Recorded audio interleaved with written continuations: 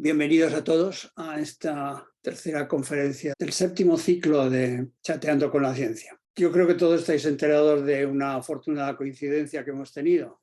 Precisamente esta semana hemos conocido el éxito obtenido por el Ignition Laboratory del Lawrence Livermore National Laboratory, donde han conseguido llevar a cabo un experimento de fusión con un balance positivo de energía. De los detalles del experimento y los logros que se han alcanzado, pues seguramente la profesora Wieser nos los explicará. Pero en lo que quiero incidir aquí es en el acuerdo unánime que se ha manifestado con la multitud de declaraciones y de artículos y de comentarios que se han publicado y hemos escuchado, es que el camino para la obtención de energía limpia, libre de residuos peligrosos y segura, pues está abierto, se ha empezado.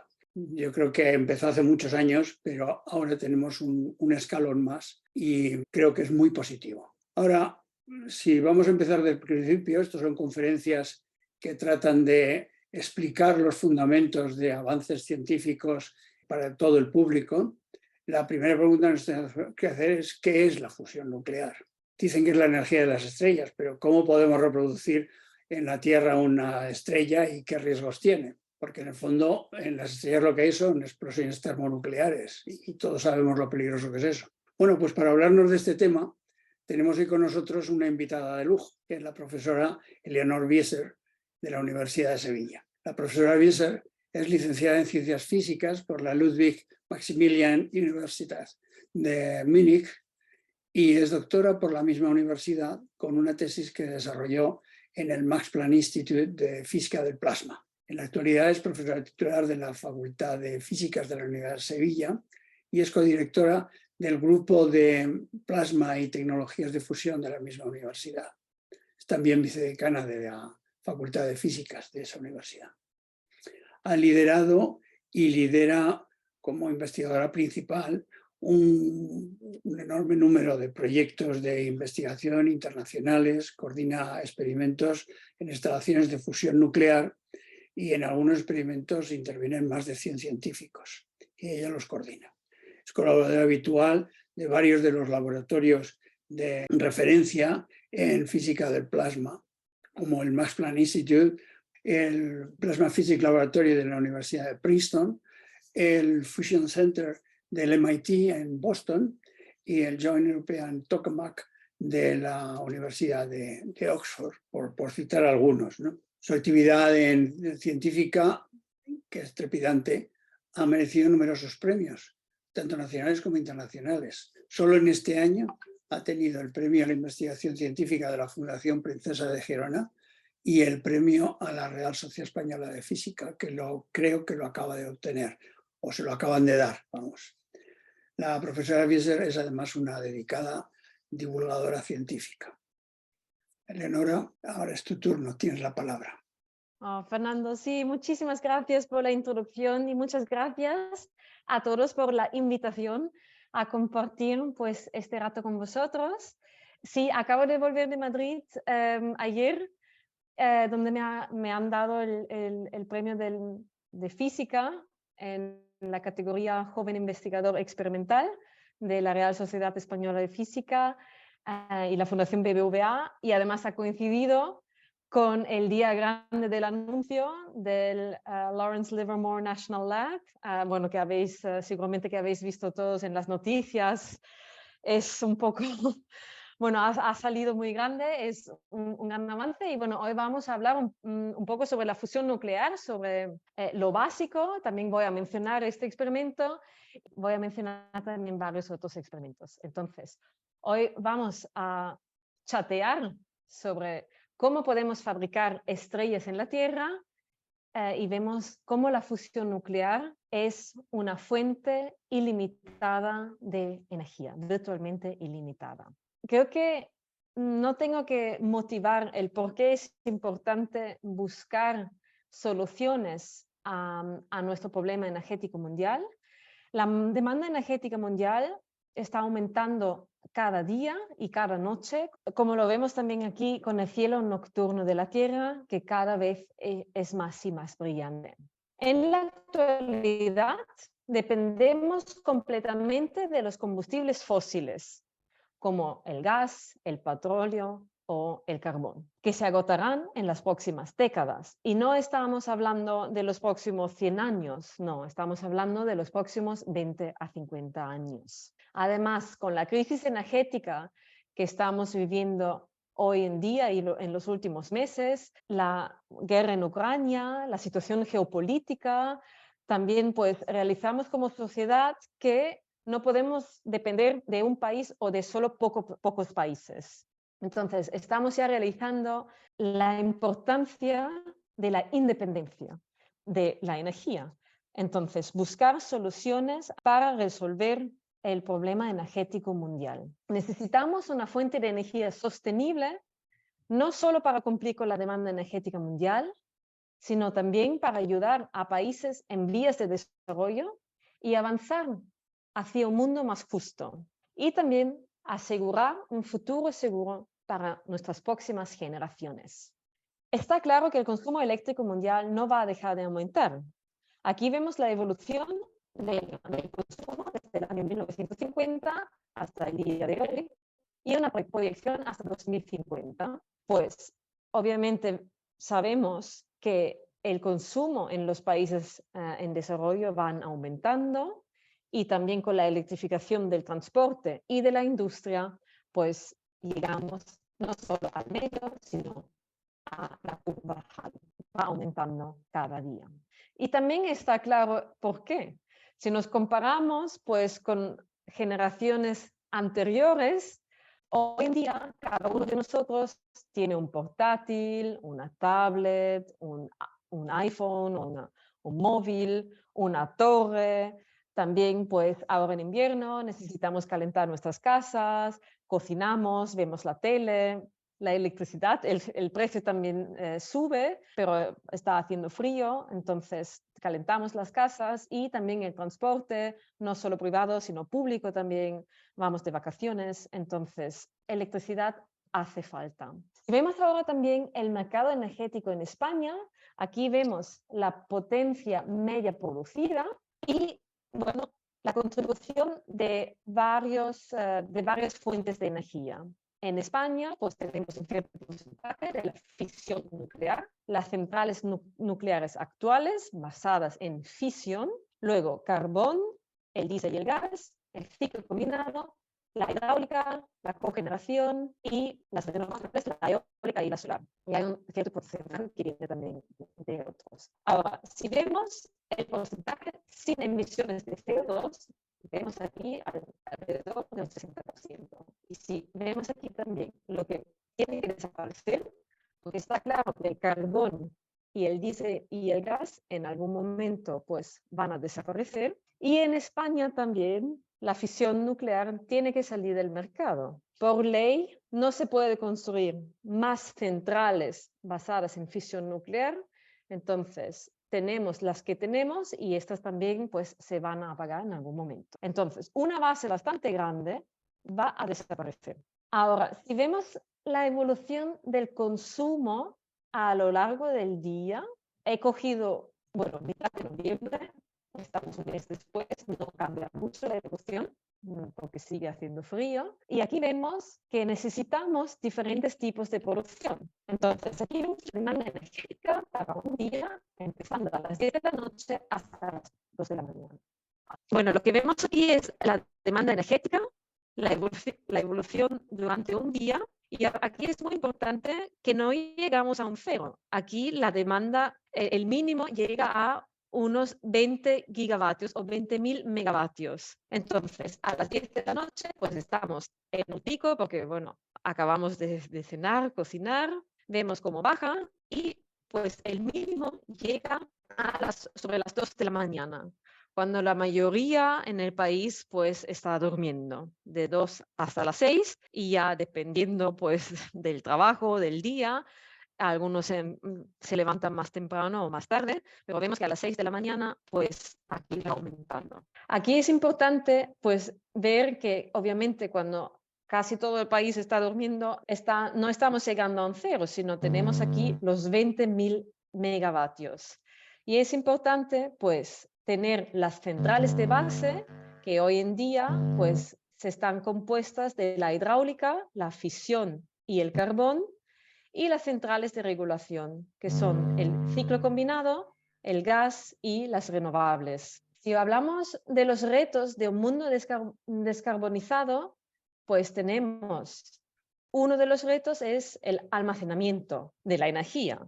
Es una tecnología poco madura, también la escasez de los recursos proveniendo del litio que se está utilizando para las baterías y también pues tienen un alto impacto ambiental. Al final, construir las presas para almacenar la energía en las presas pues tiene un coste también en la construcción. Luego, sobre todo en España, la falta de las centrales de base, falta estabilidad en la red y esto viene sobre todo porque fisión y carbón tienen que salir del mercado. Carbón, bueno, porque está claro, tenemos que pensar en nuestro medio ambiente y la fisión, como he mencionado antes, por ley en España no se puede construir más centrales nucleares basadas en fisión. Luego, la falta de estabilidad también, pues las renovables dependen del tiempo, dependen del sol, del viento, y el cambio climático que nos está afectando, pues llevará también a climas más irregulares, y lo estamos viendo. Las lluvias, los vientos son más peligrosos y también las sequías son más largas, como hemos vivido sobre todo este verano en España. Entonces, todos soñamos con una fuente de energía ilimitada y este sueño se puede cumplir con la fusión nuclear. La fusión del hidrógeno alimenta el universo y es la fuente de energía del Sol. Bueno, para hablar sobre la fusión nuclear tenemos que hablar de los detalles. Hablamos de los átomos, que son, bueno, una de las estructuras más pequeñas. Y en realidad hablamos de los núcleos del átomo, del centro aquí. Entonces, para la fusión nuclear, en la Tierra usamos el deuterio y tritio, que son simplemente versiones más pesadas del hidrógeno. Lo llamamos también isótopos de hidrógeno. Entonces, aquí vemos el hidrógeno, que contiene una partícula con carga positiva, un protón, y un electrón, una partícula con carga negativa. El deuterio, pues muy similar, aquí simplemente añadimos un neutrón, una partícula sin carga. Entonces, la primera versión más pesada del hidrógeno. Y en el tritio, pues añadimos otro neutrón, otra partícula sin carga y llegamos a una versión más pesada. Entonces, en la Tierra usamos la fusión entre deuterio y tritio. Lo fusionamos y sale una partícula alfa, una partícula de helio y un neutrón, una partícula sin carga, y producimos una energía de 17.6 megaelectronvoltios, y aquí vemos la distribución entre estas dos partículas. Claro, 17.6 megaelectronvoltios no son unidades muy cotidianas, entonces, si lo traducimos, pues con los átomos de hidrógeno que quepan en un vaso de agua, como tengo aquí para beber, bueno, no se enfoca muy bien, los átomos de hidrógeno que quepan en un vaso de agua, podemos producir tanta energía que sería suficiente para una familia de 4 personas para toda su vida. Por eso decimos también que la fusión nuclear es una fuente de energía virtualmente ilimitada. Si lo comparamos con los combustibles fósiles, pues con los átomos de hidrógeno que quepan en una cucharada de café, 2.5 gramos, podemos producir la misma cantidad de energía si quemamos 28 toneladas de carbón. Entonces, por gramo, podemos producir 10 elevado a las 7 veces más energía con la fusión nuclear comparado con quemando el carbón. Así que es una fuente de energía ilimitada y el fuel que necesitamos, los isótopos de hidrógeno, las versiones más pesadas, lo tenemos en nuestra Tierra. El deuterio lo podemos sacar del agua del mar y el tritio a partir del litio que está presente en la corteza terrestre para miles de años. Porque nosotros, pues para hacer la fusión necesitamos cantidades muy, muy, muy pequeñas. Lo vamos a ver también después. Cuando hablamos de la fusión o de la energía nuclear,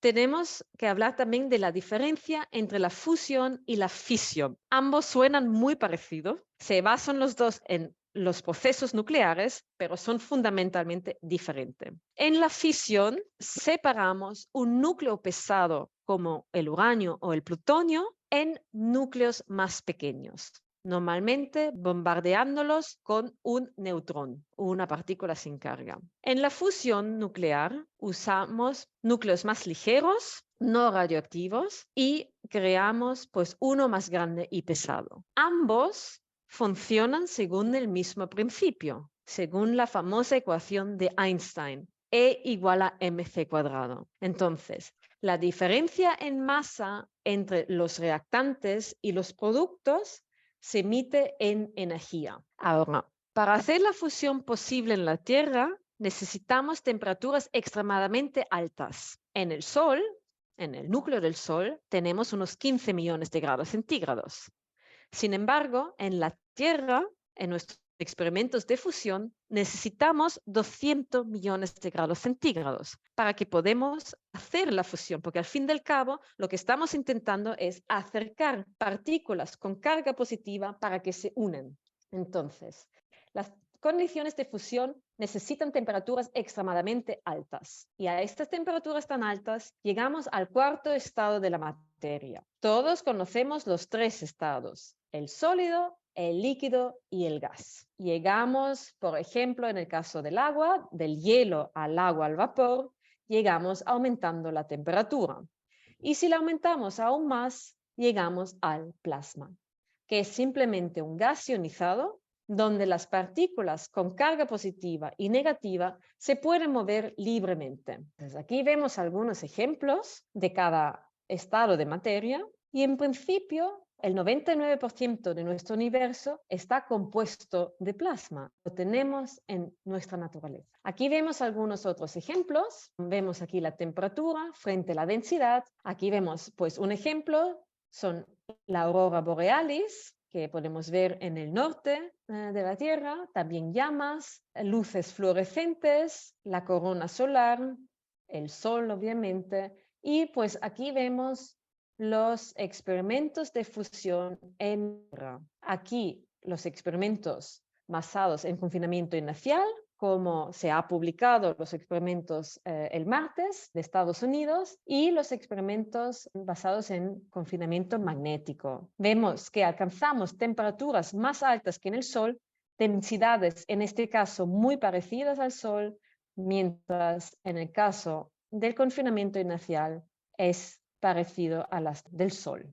Después de esta pequeña introducción, pues vamos a hablar del confinamiento del plasma. Sobre todo voy a hablar del confinamiento magnético, pero vemos también el confinamiento inercial, y os presento también pues algunos de los grandes proyectos en el mundo y la contribución desde la Universidad de Sevilla, desde nuestro grupo. Entonces, hemos visto que el plasma tiene una temperatura muy, muy alta. Estamos hablando en la Tierra de 200 millones de grados centígrados. Claro, si confinamos nuestro plasma dentro de una máquina, ya vemos el primer desafío. Esta temperatura tan alta, no hay ningún material que pueda aguantar estas temperaturas. Entonces, ¿cómo podemos confinarlos? En el Sol usamos el confinamiento gravitatorio. Gracias a su gran masa podemos hacerlo. En la Tierra no es posible. Entonces, aquí utilizamos campos magnéticos para encerrar el plasma dentro de una jaula magnética, y también podemos usar el confinamiento inercial mediante láseres superpotentes. Y bueno, como ha salido la noticia hace muy pocos días, he añadido también algún material sobre el confinamiento inercial. Yo trabajo en el confinamiento magnético, así que es mi especialidad. Pero bueno, hablamos también un poco de estas noticias. Entonces, en el confinamiento inercial se usa láseres de enorme potencia para comprimir pequeños pellets, pequeñas bolitas de combustible, hasta que los átomos que lo forman se fusionan, se unen para producir la fusión. En el caso del NIF, en el Lawrence Livermore National Lab, se usa una cápsula que tiene esta geometría, el pellet, la bolita está aquí en el centro, y aquí vemos pues los láseres cómo inciden dentro de esta cápsula para así aumentar la temperatura de esta cápsula. Al fin del cabo, pues lo que se crea es un entorno donde llegamos a los átomos que forman esta cápsula fusionan y tenemos el proceso que se ha conseguido. ¿Qué se ha conseguido? Una energía de fusión resultante de 3.15 megajulios a partir de una potencia, de una energía entrante de los láseres de 2 megajulios. Entonces, se ha llevado a cabo una energía de 2 megajulios al target, a esta bolita pequeña, que proviene de los 192 láseres. Y aquí pues vemos todos estos huecos, aquí entran los 190 láseres para incidir sobre esta bolita pequeña que casi ni se ve.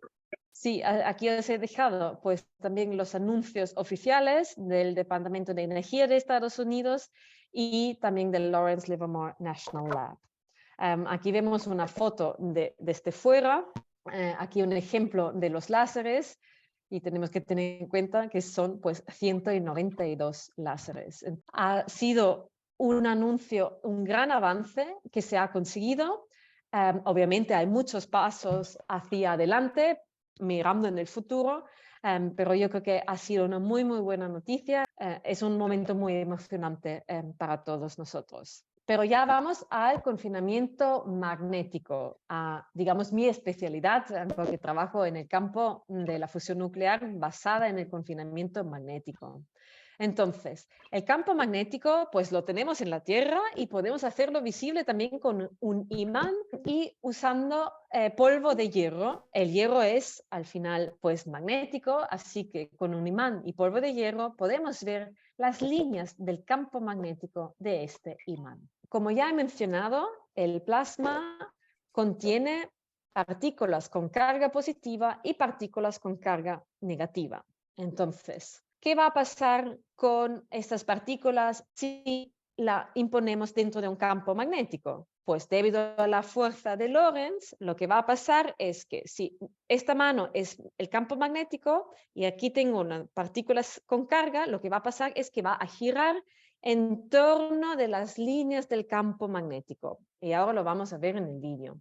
Entonces, tenemos nuestro plasma con los iones y electrones, partícula con carga positiva y negativa, la sometemos dentro de este cilindro, aplicamos los campos magnéticos con estas bobinas y vemos cómo las partículas giran en torno de las líneas del campo magnético. Ahora, ¿qué va a pasar en un cilindro? El cilindro tiene los dos bordes, entonces lo que va a pasar es que en un cilindro se pueden perder las partículas, claro, podemos confinarlo el plasma, pero para muy poco tiempo. Entonces, ¿cómo podemos quitar estas pérdidas de partículas? Pues encerrando el cilindro dentro de un donut. Lo cerramos en un círculo formando un donut, como vemos aquí. Y así, pues, minimizamos las pérdidas, pero incluso en esta geometría aún son demasiadas altas. ¿Por qué? Pues como vemos aquí, la distancia entre las bobinas aquí dentro es más pequeña que aquí fuera. Entonces, lo que puede pasar es que aún partículas pueden escapar del plasma y pues llegamos a un nivel no suficientemente alto. Entonces, ¿cómo podemos resolver este problema? ¿Cómo podemos minimizar estas pérdidas? Pues poniendo un transformador aquí en el centro, un solenoide, y lo que va a hacer este transformador es inducir una corriente del plasma, dentro del plasma, una intensidad dentro del plasma, y una intensidad siempre nos va a crear un campo magnético siguiendo la ley de Biot-Savart. Entonces, en este caso, la corriente de plasma va en el centro del plasma, del donut, y el campo magnético va en sentido vertical. Entonces, si suponemos ahora el campo magnético inicial de estas bobinas, que va girando en la dirección toroide, junto con el campo magnético vertical, llegamos a esta estructura de las líneas del campo magnético. Son líneas magnéticas helicoidales y estas son necesarias para minimizar las pérdidas de partícula. Entonces, la estructura es parecida a un sacacorchos. Como algunos habéis mencionado, tenéis una copita de vino al lado, así que habéis tenido que abrir la botella de vino y habéis usado el sacacorchos. La geometría del sacacorchos es muy parecido a estas líneas magnéticas helicoidales. Para confinar un plasma basado en campos magnéticos, tenemos dos opciones. Tenemos el concepto del tokamak. Tokamak es una palabra rusa, proviene del ruso y significa simplemente cámara toroidal con campos magnéticos. Aquí los rusos eran los pioneros en los años 50 y han diseñado esta geometría. Y es la que acabamos de ver en el vídeo. Entonces, en este caso, el campo poloidal o el campo vertical es producido por una corriente inducida en el plasma. Y la otra opción es el stellarator. En este caso, pues en el stellarator los pioneros eran los americanos en los años 60 con Lyman Spitzer, y en este caso el campo poloidal se produce por corrientes aplicadas externamente. En este caso, pues usando una geometría compleja de estas turbinas. Aquí veis el diseño del experimento stellarator más grande del mundo en el norte de Alemania, el Wendelstein 7X. Y aquí cada bobina tiene su propia geometría. O sea, cada bobina es individual. Ahora vamos a hablar sobre todo de los tokamaks, porque bueno, nuestro grupo trabaja sobre todo en los tokamaks.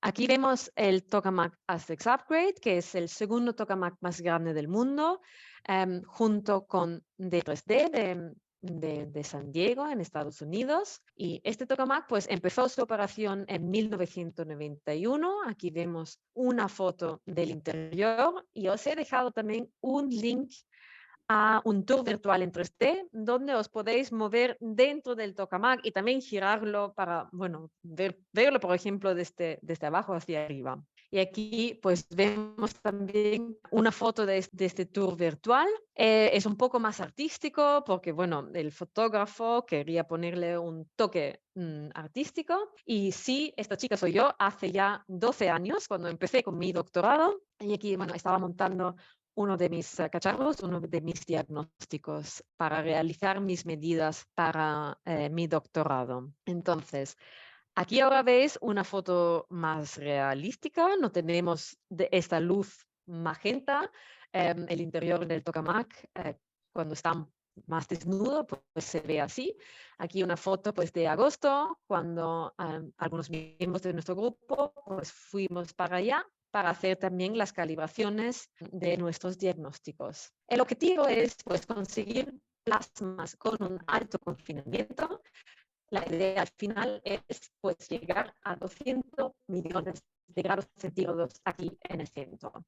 Entonces, pues la luz que nosotros podemos ver es la luz en el rango visible, la luz que puede ver nuestro ojo, y esta en realidad se emite en los bordes del plasma, los bordes que están menos calientes. Entonces, esta región que vemos aquí en rojo es la parte más fría, y cuando decimos más fría aún llegamos a 500 grados o 200 grados, ¿vale? Los 200 millones de grados centígrados están aquí en el centro del plasma. Todo esto es plasma. Ahora vamos a hablar un poco de los experimentos más grandes que tenemos ahora mismo. El JET, el Joint European Tokamak, en Culham, en el Reino Unido, es en la actualidad el tokamak más grande en el mundo.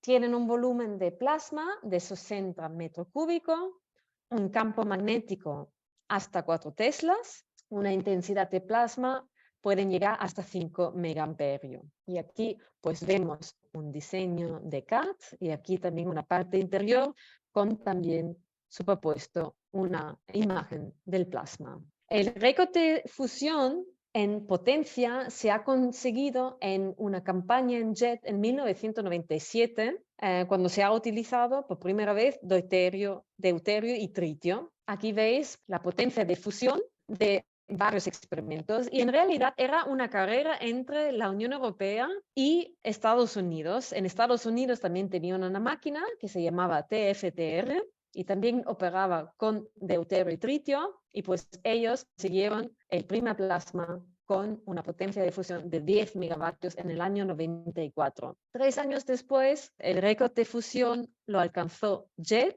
produciendo 16.1 megavatios de potencia de fusión, comparado con una potencia entrante de 24 megavatios, lo que implica un factor de ganancia, que también lo llamamos el factor de Q, de 0,65. O sea, 65% de potencia se ha producido con la fusión comparado con la potencia que se ha utilizado. Pues y veis aquí también que era, en este caso, un poco más de un segundo. Para hacerlo más largo, la potencia de fusión era más baja. Aquí hemos alcanzado unos 5 megavatios, también en el mismo año. En la búsqueda a la energía de fusión, la primera campaña de deuterio y tritio en JET en los años 96 y 7 demostró la acumulación de tritio en la pared de carbono. Lo que no mencioné, pues en los años 90, esta pared, todas estas piezas eran de carbono.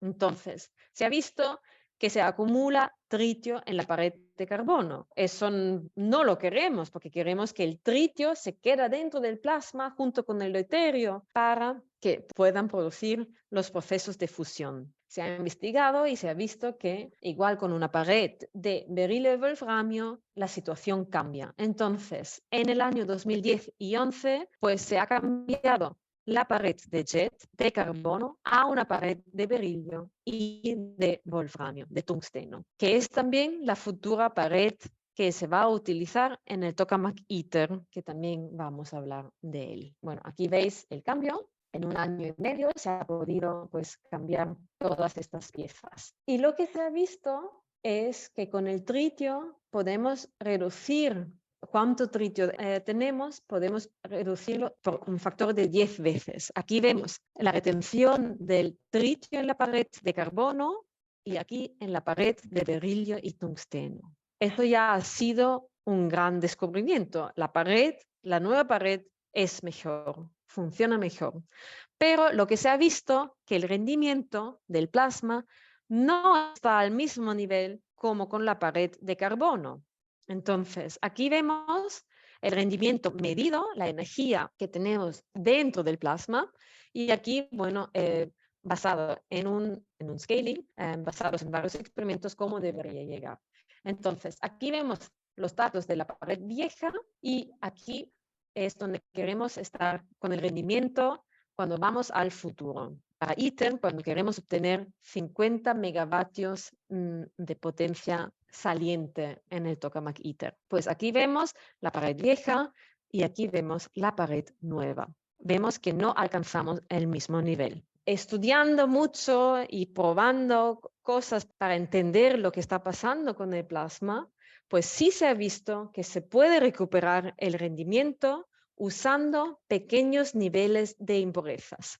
Entonces, usando pequeños niveles de nitrógeno o de neón, pues se puede recuperar el rendimiento y estamos aquí en esta línea, como podéis ver.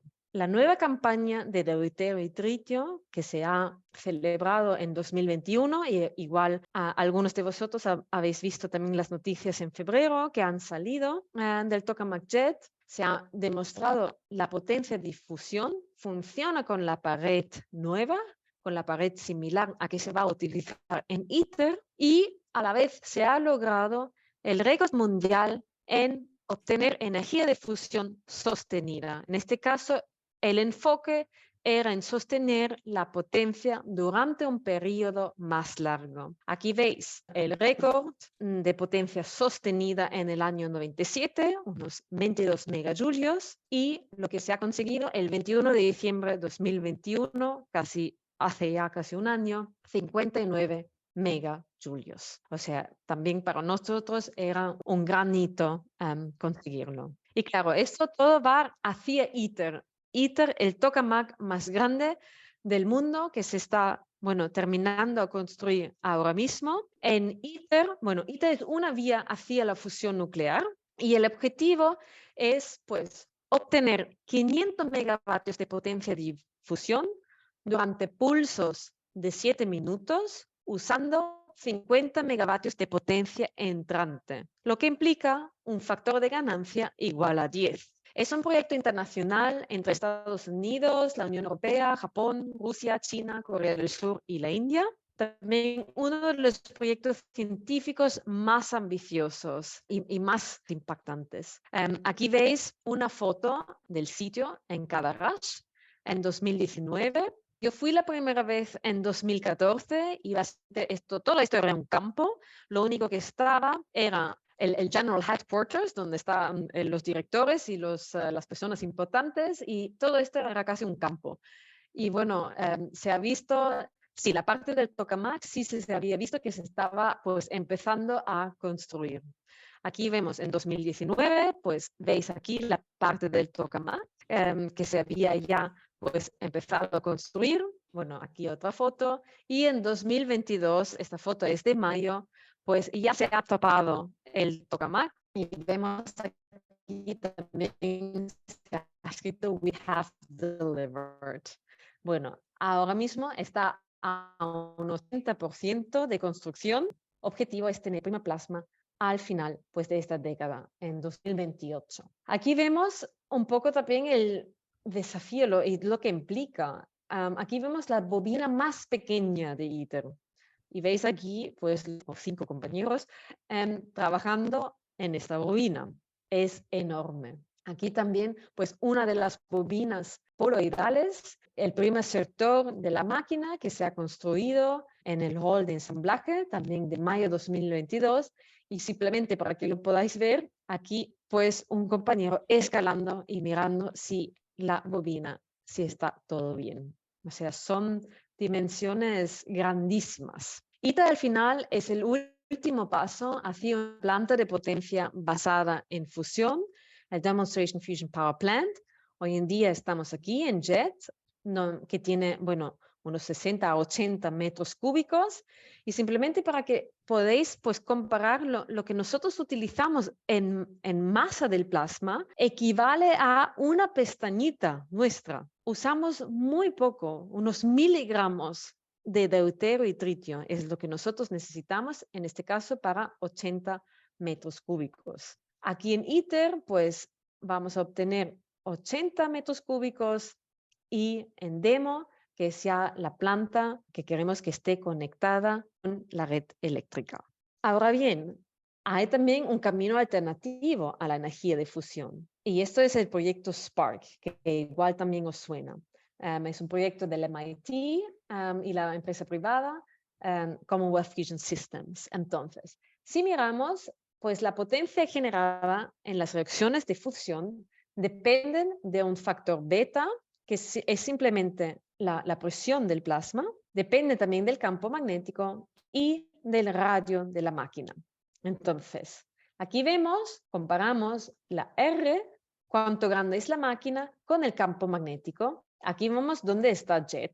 Y pues siguiendo esta flecha, podemos aumentar la ganancia de fusión, este factor de Q. Para producir energía necesitamos o máquinas más grandes, aumentando la R, como vemos aquí, va con un factor elevado a las 3, o aumentando el campo magnético. Vemos que aquí la dependencia es con un factor elevado a las 4. Así que el factor de multiplicación depende del tamaño de la máquina y del campo magnético. Obviamente, pues podemos hacer las dos cosas, pero eso implica más costes. Entonces, máquinas grandes con campos magnéticos son un posible camino a la generación eléctrica. Para ITER, pues se ha visto que necesitamos una máquina grande con un campo magnético de 5.4 Tesla, usando las tecnologías que ya funcionaban entonces y que siguen funcionando y funcionaban ya hace décadas, que son los superconductores. Así que para alcanzar fusión neta con un factor de ganancia de Q igual a 10, ITER tiene que ser muy grande, con un radio de 6 metros. Spark, el proyecto del MIT, del MIT en Boston, sigue el objetivo de obtener campos magnéticos mayores, pero hacer la máquina más compacta, más pequeña. Entonces, la idea es tener una máquina más pequeña, pues más barata y más rápida a construir. Así que los superconductores de alta temperatura y pueden llegar hasta campos magnéticos súper altos. Esta tecnología ya funciona en el campo de los aceleradores, se utiliza ya hoy en día, pero aún no se ha demostrado para la fusión nuclear. Y esto es pues el objetivo del proyecto Spark y también de una empresa privada en Reino Unido, en Tokamak Energy. Spark es un tokamak compacto con campo magnético alto y una pared pues también de wolframio, de tungsteno, y quiere utilizar deuterio y tritio. Y esta nueva tecnología de los superconductores de alta temperatura permite una operación con un campo magnético hasta 12.2 Tesla.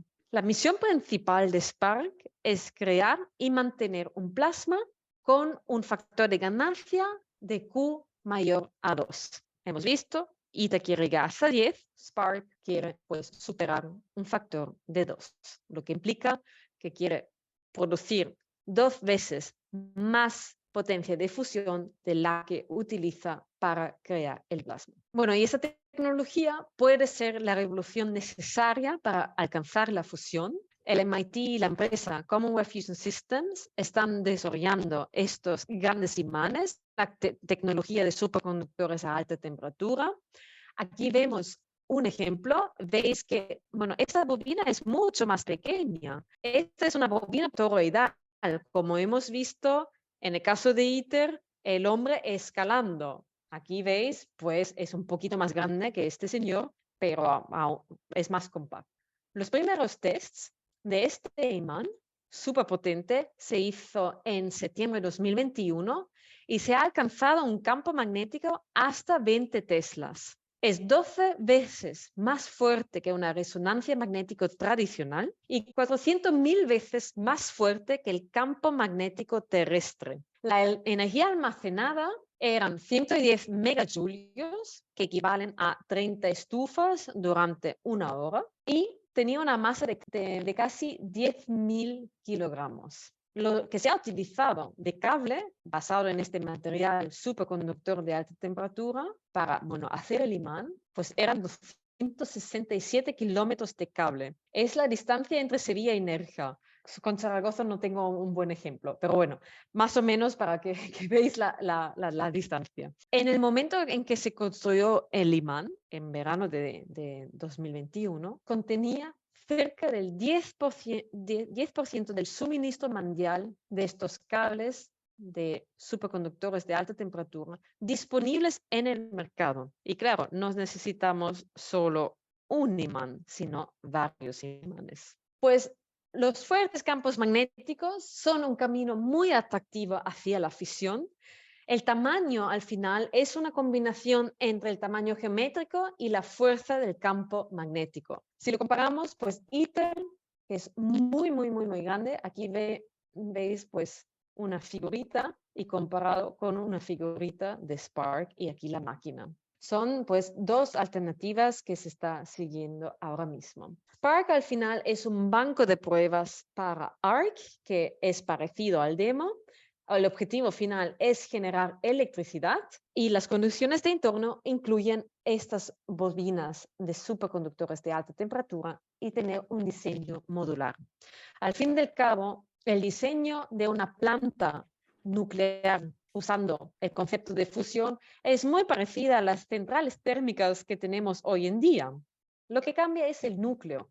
Aquí ponemos el reactor de fusión y también usamos pues la tubería llena de agua, el agua se calienta y pasa por el generador de vapor que luego mueve las turbinas y la energía pues cinética pues luego se conecta hacia la red eléctrica.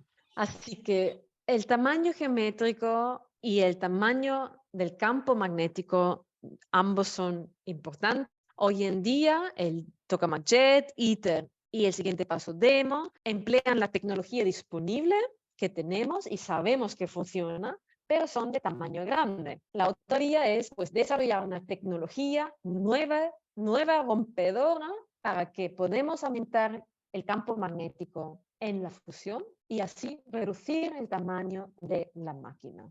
Ahora vamos a hablar también un poco sobre las líneas de investigación de nuestro grupo en la Universidad de Sevilla, el grupo de Ciencia de Plasma y Tecnologías de Fusión, y vamos a conocer también el Tokamak Smart, el primer tokamak en España que es compacto y esférico.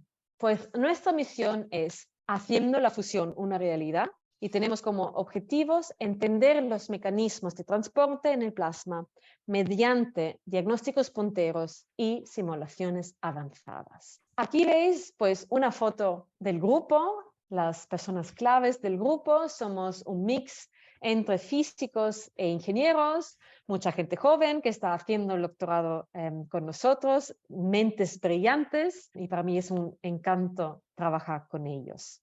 Pues el grupo estamos trabajando a nivel internacional, pero queremos montar también un tokamak aquí en la Universidad de Sevilla para que tengan nuestros estudiantes una forma para hacer experimentos, pero también para investigar en alternativas de diseñar un tokamak compacto, un reactor compacto. Y ahora lo vamos a ver. Pues tenemos proyectos básicamente en todas las máquinas grandes basadas en confinamiento magnético, tanto los tokamaks como los stellarators. Entonces, el tokamak es un medio para comercializar la energía de fusión. El principal enfoque de fusión está basado en los tokamaks estándares a gran escala, como hemos visto con ITER, y lo que implica son inversiones y escalas de tiempo importantes. Los tokamaks esféricos son más eficientes que los tokamaks tradicionales de forma de donut. Aquí vemos el tokamak convencional, tiene una forma de un donut, mientras el tokamak esférico tiene más una forma de manzana. Si vemos ahora otra vez la dependencia de la potencia de fusión, vemos que para un campo magnético dado, el plasma se puede confinar a una presión mayor. Entonces, fijamos el campo magnético, si queremos también el radio, lo que nos va a dar un tokamak compacto, esférico, es una presión mayor. Eso implica una mayor potencia de salida y mayor rentabilidad. Y claro, también permite diseños más pequeños y más compactos. Entonces, SMART es un nuevo dispositivo esférico que se está instalando en la Universidad de Sevilla como una vía atractiva, rápida y económica para diseñar reactores de fusión con altas densidades de potencia. Los objetivos de SMART incluyen, explorar regímenes de alto confinamiento en tokamaks esféricos con forma flexible, desarrollar nuevas técnicas de diagnóstico y control de plasma, desarrollar también alternativas para la disipación térmica y también para nosotros muy importantes como universidad, la formación de la próxima generación de físicos e ingenieros en fusión. Aquí vemos los principales parámetros, las dimensiones de la vasija son 1.6 por 1.6 metros, tenemos 12 bobinas toroidales, 8 poliidales y un solenoide. El radio mayor, en este caso, es un poco menos de 50 centímetros y el radio menor del plasma unos 25 centímetros. Y bueno, cuando hablamos de la forma flexible, lo que implica es que podemos ir de una forma de un triángulo positivo a un triángulo, lo llamamos negativo, es simplemente invertido. Vamos a empezar por el hidrógeno y aquí vemos las 3 fases que hemos planificado. Vemos un aumento de la corriente de plasma y también un aumento del campo magnético toroidal. Y vemos también cómo la duración de la descarga aumenta. Pues aquí vemos algunas imágenes del ensamblaje del tokamak. También, junto con una empresa, una startup de la universidad, estamos construyendo, estos imanes y también, el power supply, el alimento de las bobinas. Y aquí, vemos algunas fotitos más de las partes del tokamak. Entonces, SMART es un tokamak esférico compacto, nuevo y excitante que estará disponible pronto para la comunidad internacional. Nosotros lo estamos construyendo ahora mismo y queremos tener el primer plasma antes de verano de 2023. Así que pues si estáis en Sevilla algún día, el año que viene o en 2024, estaría encantada pues también saludaros en nuestro experimento. Así que yo creo que es importante avanzar hacia un mundo más justo y equilibrado, y en el mundo que se avecina yo creo que la fusión nuclear va a jugar un papel muy importante, pero es importante tener un mix energético. Así que muchísimas gracias. Si tenéis algunas preguntas, veo que en el chat ya hay una, así que por favor, decidme. Muchas gracias. Muchísimas gracias, Eleonora. Una conferencia no solo interesantísima, muy amena, que puede ser entendida por, yo creo que la mayoría. Genial, muchas gracias. Mira, mientras van apareciendo preguntas, yo tengo algunas, tengo una Vale, lista, sí. pero tengo algunas que puedo ir Creo que hay poniendo mientras la gente se anima. Vale. Uno de los problemas que veo yo es en la reacción deuterio más tritio forman un núcleo de helio y un mogollón de neutrones. Salen neutrones que tienen bastante energía y que no son inocentes. Estos neutrones van a afectar a los materiales de los que está formado el tokamak. ¿Cómo se está trabajando en esto? Es decir, son neutrones de megavatios de potencia. Sí, de 14.1 megavatios. Entonces, desarrollando pues IFMIFDONES, igual os suena. Estoy yendo hacia atrás simplemente para ver aquí. Exacto. Entonces, sí, van a salir los neutrones de 14.1 megaelectronvoltios, van a impactar con la pared, pero son ellos los que tienen el calor y van a calentar las tuberías de agua. Entonces, a 14.1 megaelectronvoltios, el daño que puede hacer a las paredes no es tan alto. Ya se ha estudiado en el JET con la pared de carbono, y bueno, pero se está desarrollando justamente para estudiar esto y cuál es el material más óptimo. Se está estudiando en IFMIFDONES, que se está construyendo en Granada. Entonces, el proyecto de IFMIFDONES va a dar una respuesta exactamente a qué material tenemos que utilizar. Claro, correcto. O sea, eso está todavía por investigar. Sí, sí, sí. No sé, o sea, de momento se ha fijado berilio y tungsteno o wolframio para ITER, pero se está teniendo también otras ideas como usar litio líquido. Y claro, el litio, lo bueno del litio es cuando impacta un neutrón con el litio, sale un tritio. Y el tritio nosotros lo utilizamos para pues la fusión, el deuterio y el tritio. Aquí no sé por qué ha desaparecido el tritio, pero bueno, la palabra. Entonces, hay varias ideas que se está estudiando para los materiales y como la primera capa de la pared.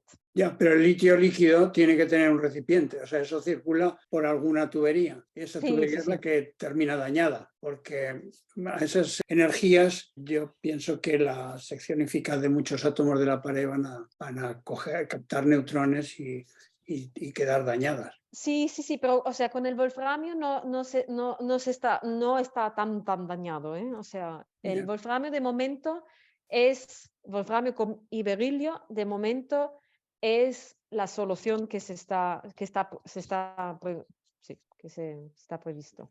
Mira, mientras salen más preguntas y yo te hago alguna Yo más. creo que hay una de Yolanda Cisneros. Jaime Espinós te hace una pregunta antes que Yolanda, que es: en la fusión se prevé la posibilidad de que se pueda modular la potencia para adaptarse a la curva de consumo, o se considera en principio energía de base que requeriría el complemento de otros tipos de energía. Muy buena pregunta. La idea es que se utiliza como centrales de base y pues en un mix energético saludable, digamos, pues la fusión entraría como central de base, y como centrales de regulación podríamos tener las renovables, la eólica y la solar, y el almacenamiento también, porque bueno, se va a estudiar también e investigar en posibles tecnologías para almacenar la energía. En principio, previsto está usarla como central de base. Muy bien, muchas gracias. Mira, Yolanda te pregunta: ¿los neutrones de fusión son siempre monoenergéticos o pueden presentar un espectro de distribución de energía? Muy buena pregunta también. En principio, pues son monoenergéticos los que salen de la fusión de deuterio y tritio, pero claro, también van perdiendo energía a lo largo del camino cuando están chocando con las paredes. Pero en principio, los que salen del deuterio y tritio son de 14.1 megaelectronvoltios.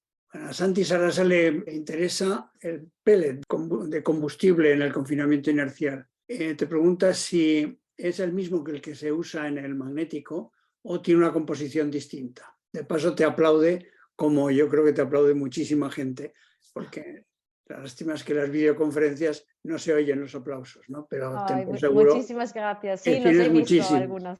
Tienes muchísimos. Muchísimas gracias. Sí, entonces, el combustible es el mismo, es deuterio y tritio.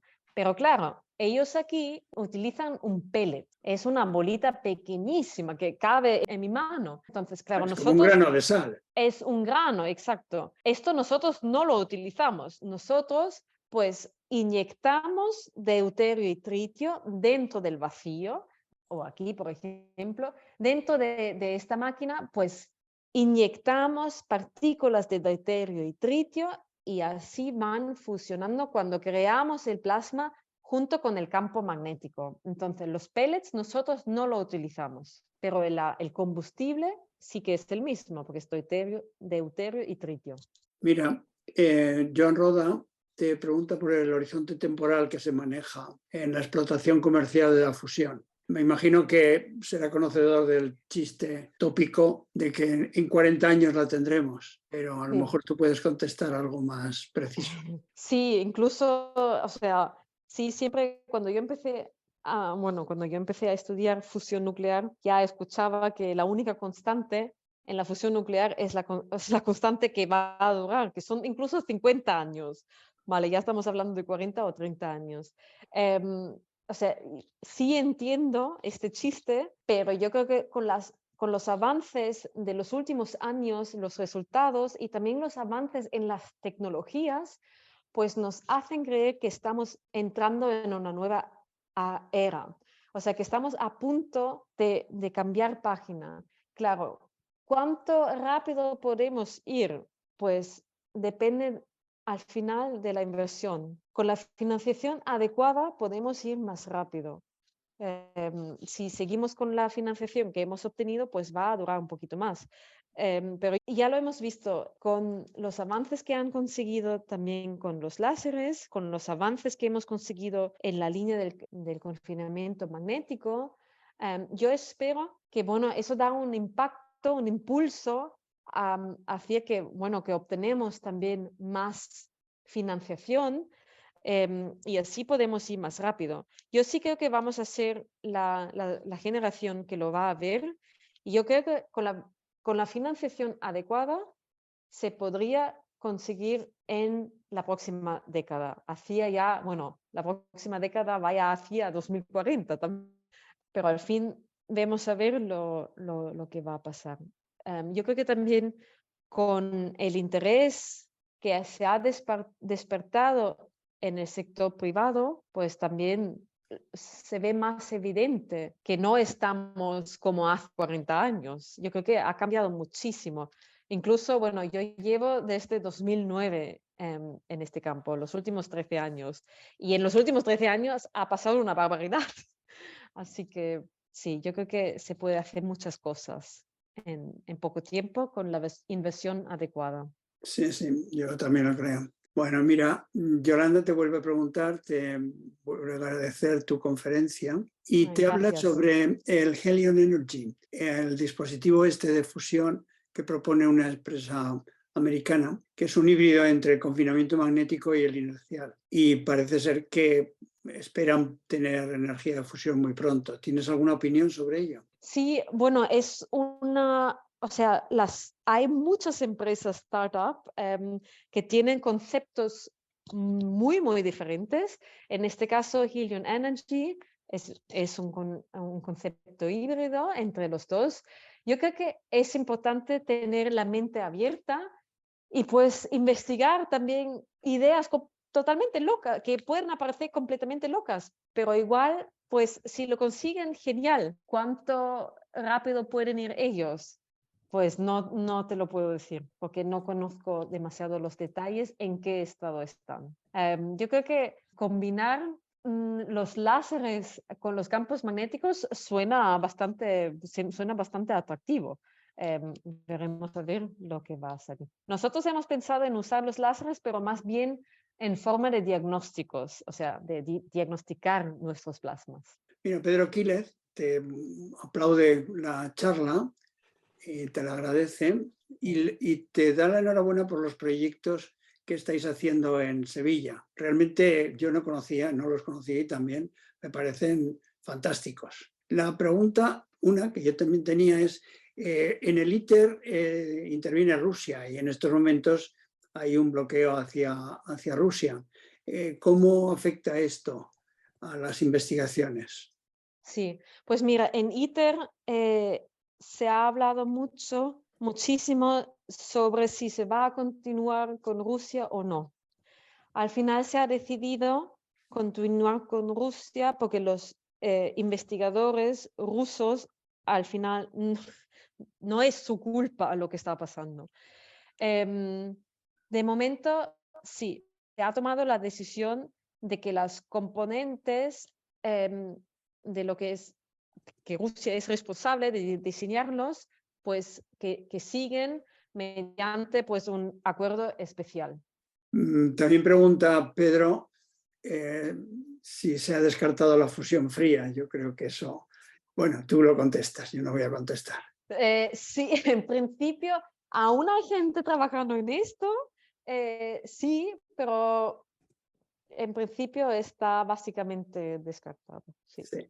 Mira, otra pregunta que tenía yo, en las estrellas, el Sol, quien confina es fundamentalmente la gravedad. La gravedad es la que hace que en un momento dado un megaplaneta que se está formando, pues aparezca una reacción termonuclear y se convierta en una estrella. Esa es la que comprime los núcleos hasta llegar a que puedan tocarse, ¿no? En el caso del tokamak, es el campo magnético quien los comprime.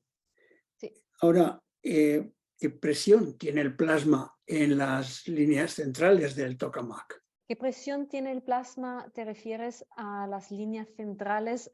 Sí, Así, aquí en el centro. Eso es. En el tokamak más grande, hasta 10 kilopascal. 10 kilopascales. Sí.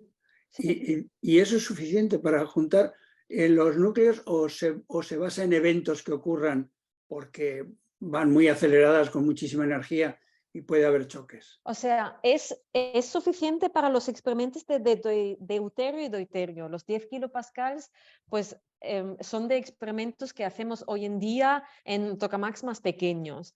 Claro, en ITER va a ser más alto. Ahí llegamos hasta 50, 80 kilopascal. Yeah. Y esta presión sí o sea, es suficiente para obtener la fusión. Sí, es que al fin y al cabo, nosotros también lo que queremos utilizar, no lo he mencionado, pero voy un momento hacia atrás.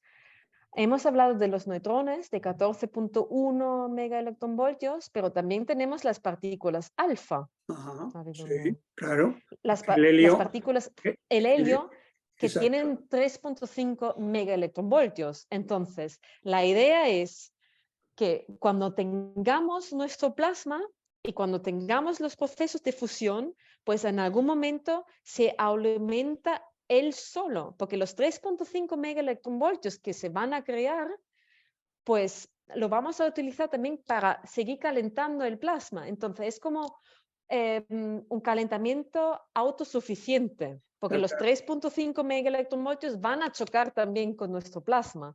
Entonces, la idea es que en algún momento pues llegamos a no solo ignición, sino también a un estado que se llama el burn through, que básicamente el plasma se retroalimenta él mismo con las partículas de alfa. Sí, sí.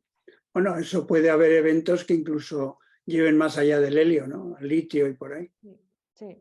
Como Sí. eso pasa en el Sí, Sol. pero claro, claro, en el Sol hay otros elementos. Lo que nosotros vamos a producir principalmente es el helio. Muy bien.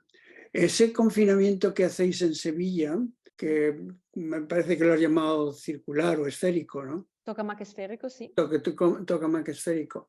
La geometría del tokamak no es por casualidad, es una geometría que ha sido muy estudiada para precisamente generar un toroide de plasma y que el plasma no se escape de ese toroide. En el Exacto. esférico es un cambio en la geometría.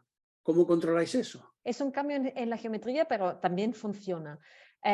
Lo que sí implica es que la estabilidad del plasma, pues los límites son diferentes. Entonces, eso es una línea de investigación que queremos estudiar, pero no, o sea, no es el primer tokamak de España, pero no el primer tokamak esférico en el mundo. Hay otros, pocos, no, hay más tokamaks convencionales, pero sí que hay otros tokamaks esféricos en Estados Unidos, en Princeton, y también en el Reino Unido, y también en Corea del Sur, por ejemplo, y en Rusia incluso. Lo que cambia, lo que sí es diferente es que las fuerzas que inciden aquí sobre el solenoide son más grandes. Es más delgado también, como vemos aquí. Lo hace más compacto, pero claro, esta componente pues puede sufrir más fuerzas. Entonces, este solenoide pues sí es importante pues estudiarlo bien. Nosotros lo que queremos es también estudiar posibles diferencias en geometría, por ejemplo, hacerlo aquí como más grande. Cuando utilizamos la forma invertida del plasma, veis aquí el solenoide en este caso y en esto. Claro, si usamos esta forma positiva, esta forma de D o de triángulo positiva, aquí no hay ningún sitio. Pero si lo invertimos, aquí sí que hay más sitio. Entonces, lo que estamos pensando es que podemos hacer el solenoide por aquí arriba y por aquí abajo más grande y le da más estabilidad al solenoide para, bueno, pueda aguantar las fuerzas que también impiden sobre él. Claro, esa es la otra pregunta que tenía. En unos solenoides con 20 teslas, ahí la fuerza de Lorentz hay que tenerla en cuenta. Claro que sí. O sea, nosotros a los 20 Teslas esperemos llegar en una fase 4 o 5 en algún momento. Nosotros empezamos aquí pues hasta, o sea, con 0.1 Tesla, perdón, no veis mi ratón, con 0.1 Tesla, luego aumentamos a 0.3 y 1 ya es bastante alto, pero con un Tesla en un tokamak compacto esférico podemos alcanzar presiones de plasma muy altas. La idea también en el futuro es usar posibles materiales de superconductor de alta temperatura y llegar incluso a campos magnéticos más altos, pero pues esto tenemos que ver también cómo evoluciona, también con la inversión. Mira, Joan Roda te agradece la excelente presentación y se pregunta Gracias. si las altísimas temperaturas del plasma suponen un problema no solo para el recubrimiento de las paredes, sino para el aislamiento del resto del tokamak y las instalaciones. ¿Qué tipo de materiales se prevé utilizar? Esto está en conexión con la pregunta que te hice yo al principio. Sí, o sea, en principio, la primera pared, digamos, la que está más cerca al plasma, es la que va a sufrir más por el tema de la temperatura, del calor, de los neutrones que pueden llegar. Entonces, de momento, para ITER se prevé usar una combinación de berilio y tungsteno, wolframio. Para Spark también se prevé usar wolframio. De momento es el wolframio, pero hay también pues otros materiales que se está estudiando y para este caso pues habrá el experimento IFMIFDONES, que es un acelerador que pueda pues llegar a neutrones de 14.1 megaelectronvoltios para incidir sobre los blandos compuesto de diferentes materiales. Entonces, aún no podemos garantizar que realmente se vaya a utilizar para siempre las placas de wolframio y de berilio. A lo mejor puede cambiar, pero eso lo tenemos que ver cuando empieza el proyecto IFMIFDONES en Granada. Muy bien.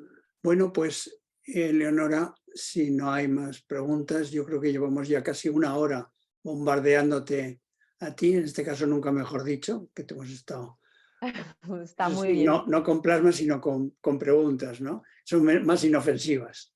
está muy bien, me Muchísimas alegro gracias mucho. Muchas por tu gracias charla. a Ha vosotros. sido tremendamente amena, muy, muy agradable y muy ilustradora de lo que es la fusión. Yo creo que todo el mundo se lleva algo a casa en las manos, entendiendo un poquito más, un poquito mejor lo que es la fusión. Muchísimas gracias, sobre todo muchísimas gracias por tu tiempo, porque yo sé que tú estás hiper ocupada. Lo he comprobado en carne propia tratando de localizarte. Pues muchísimas gracias, Fernando, y muchas gracias a todos vosotros por pues conectaros y pasar este rato, bueno, conmigo y con la ciencia y sobre todo con la fusión nuclear. Espero, pues, sí, me repito, si algún día estáis en Sevilla, a partir del próximo año vamos a tener el Tokamak Smart aquí. Espero también pues, que conseguimos el primer plasma antes de verano. Si no es antes de verano, seguro que en 2023. Así que tenéis mi contacto y estaría encantada en enseñaroslo. Eso ya lo he anotado y ha sido una invitación peligrosa, porque la podemos hacer. Vale. Muy bien, pues me alegro.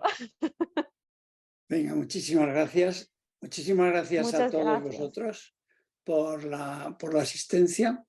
El mes que viene tenemos otra conferencia, yo creo que sensacional, donde nos van a contar qué pasa con los microbios, qué microbios son peligrosos, por qué hay microbios que son muy necesarios para nuestra vida. Y tendremos a un experto que nos explicará todas estas cosas. Os espero en enero, tercer jueves a las 7 de la tarde.